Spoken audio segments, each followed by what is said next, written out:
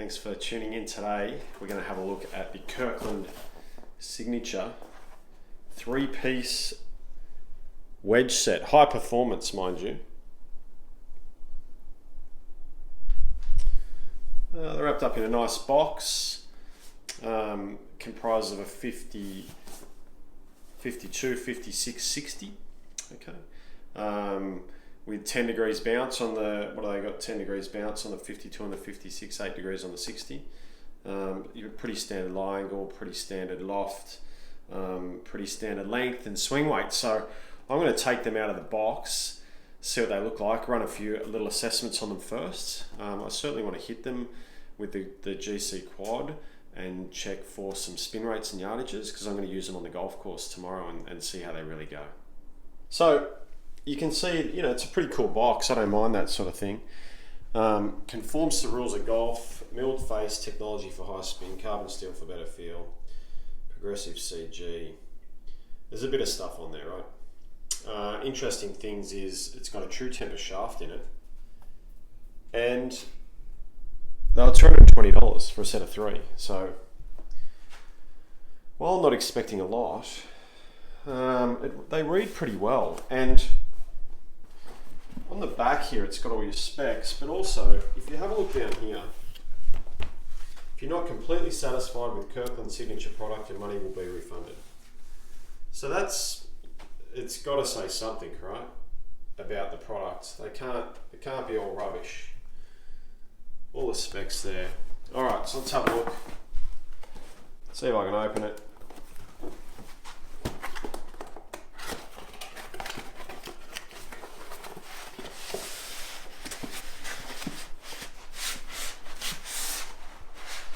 Well, they're not going to get real damaged, are they? It's very well wrapped and packaged.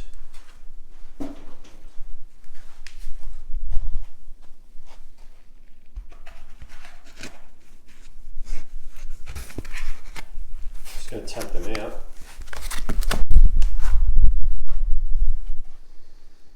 $60 degree.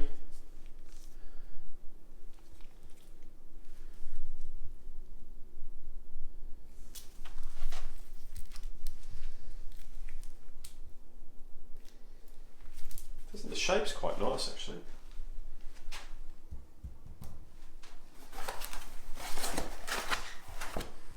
That's a 56.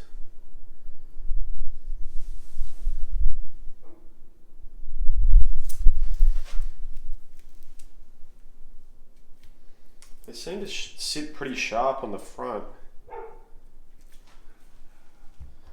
But again,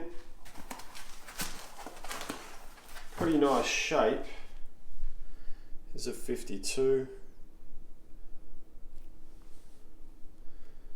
You know, one thing I always look for is the ferrule finish. The ferrule's been finished really lovely. It's a really good job here. We always pride ourselves on good ferrule work here. True temper. Just says true temper, powered by true temper, so. Looks okay too. So what I'll do, start with a 52.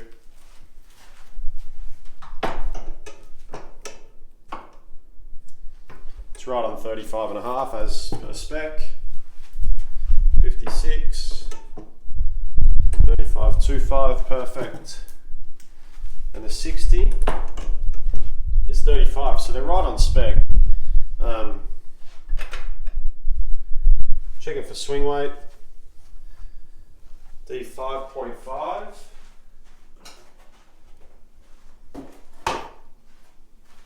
So it advertised D4, so it's not quite D4.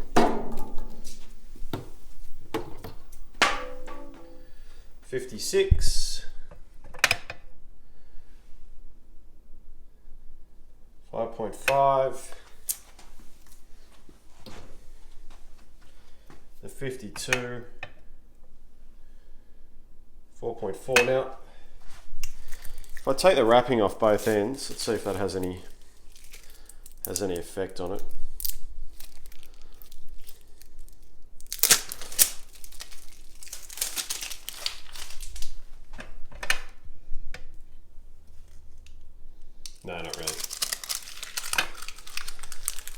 So they're out by one swing weight,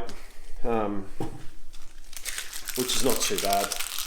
I'm going to quickly check them for loft and lie and get back to you. Alright, so I've got it in the loft and lie. This is a 56, and it's perfect. 56 degrees, 64 lie angle. Yeah, like as per spec. Now the 52 and the 60 were perfect as well, which is pretty rare to see. Okay, so all in all, pretty impressed to start with. You'll see what they talk about the center of gravity. So there's not a lot of mass here at the top on the 52, it falls down that way. Then the 56, we get a little bit of extra mass here to raise the CG. And then the 60 again, a little bit of extra mass here. Quite wide soles. Quite wide, but I'm not anti-wide sole actually. I don't mind that. The look, I'll be honest, I really like. I like the look. The bounce initially scares me a little bit. It looks a little bit sharp on the front edge. And the grip, if you come in this way, the grip looks okay. It's a tour velvet style, but it's obviously quite inexpensive, but it seems okay. Very thin. So it's quite a thin shaft, so I'm guessing it's not, you know, True Temper's premium, but $70 a piece. I mean, you got to buy three, but $70 a piece for a brand new wedge is pretty good. Look, at the end of the day, the proof will be in the performance. If they perform great, then why not? You know, like. But if they don't perform, well, it's been a waste of money, hasn't it? Okay, so I've been on the golf course with the wedges, and I've hit some balls with the GC quad here as well to have a look at a few numbers. So first, I think we'll go through the numbers on the quad. Okay, so here's some images that I got from the quad. You can see it's very, very tight, the dispersion with the 60-degree wedge that I hit. The top view showing those, showing that, you know, the side view of how the ball's flying there. Pretty relatively consistent actually, and nice little grouping there. The 56 next. Again, nice little grouping. You know, I spin the ball a little bit left. There's one probably a little bit low there. And then the third is the 52, not quite as consistent, I suppose, in its flight, nor its grouping, but still not too bad.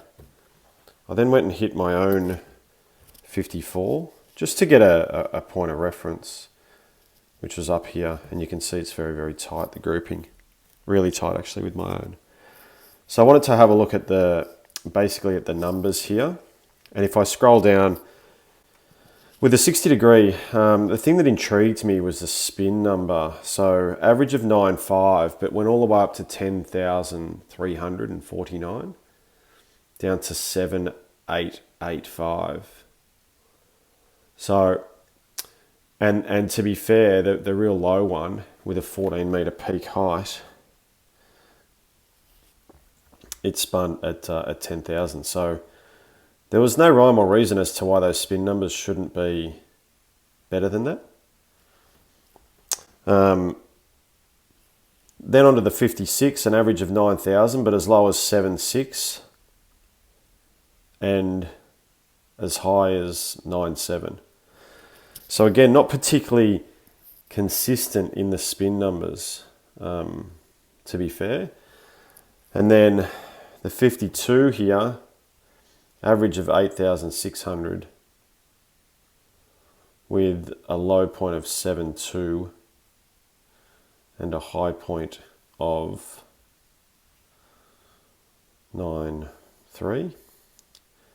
Yep, 9.3, 9.7. So, and the you know, the one that flew 90 meters spun 7.288, and the one that flew 91 meters, if you want a comparison, spun 8.510. slightly higher flight and whatnot. So there doesn't seem to be the consistency I'd like, but look, that could be me. Anyway, I decided to get my own game of 54 out and up the top there, and you see the spin numbers are really, really tight. Low point 9256 and a high point 9941 there. So far more consistent in the spin numbers on my own compared to those of the Kirkland Wedges. Alright, so I hit some, you can see the results there on the quad. Probably not as consistent as what I'd like with the spin numbers, and to be fair, they are shorter than my wedges, so I play my clubs a little bit over length, so there could be a little bit of mishit here and there in those, but certainly not what I'd expect. And then when I got my own out, we got far tighter numbers, so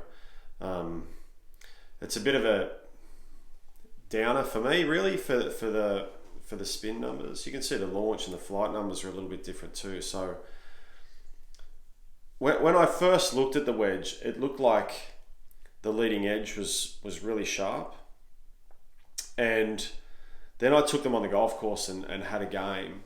I didn't get any bunkers, so I haven't hit them out of the bunker, but I hit some full shots with the 52.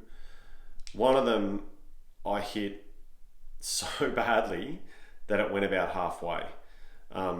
And that was my concern about the wedges, was a really, really sharp leading edge. Now, there is a difference between when you look at a club, you know, we had loft this way, we have bounce this way, but then there's also design. There's design of the sole, the width, you know, and this leading edge, how sharp that might be. So these wedges for me have got a really wide sole. So that says average golfer. And I don't mind that, to be fair. It's got a wide sole. Compared to, say, my 54 Cleveland, you know, which might be slightly narrower here, but certainly chamfers off at the back here, gives you a little bit of relief there. So I don't mind the sole width, I'll be fair. I don't mind that.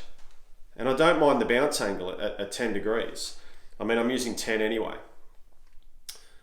But I really dislike the leading edge. I thought that it was far too sharp, and it just wanted to dig. The minute you got any grass in the way, it wanted to dig. Right, so the full shots were probably greatly affected the most, where I've got a very shallow angle of attack. I don't tend to take big divots, but these wanted to then just go straight into the turf, and it made it quite difficult. They weren't too bad to chip with. I mean, we could look at things like the fact that they are, the swing weight's lighter than what I'm used to. The length is a little bit shorter, so it was a little bit different playing a different length. However, they're just not for me. I'll be honest with you. I think it's got an average player's sole width, you know, and any one player's bounce, but that leading edge is, it's killed it for me actually. So, to be fair, on the box, if you are not completely satisfied with the Kirkland signature products, your money will be refunded. So I hate doing it, but hey, if they want to play in this industry and they're going to put these claims down, I'm going to take it back. To be fair, I was going to put them in the bag. I don't have any club contracts with anybody, and if the wedge is the best for me, I'll just put it in play. But the one round that I played was horrible. The wedges were horrible, put it that way. For me, not for everyone, just for me, they were no good.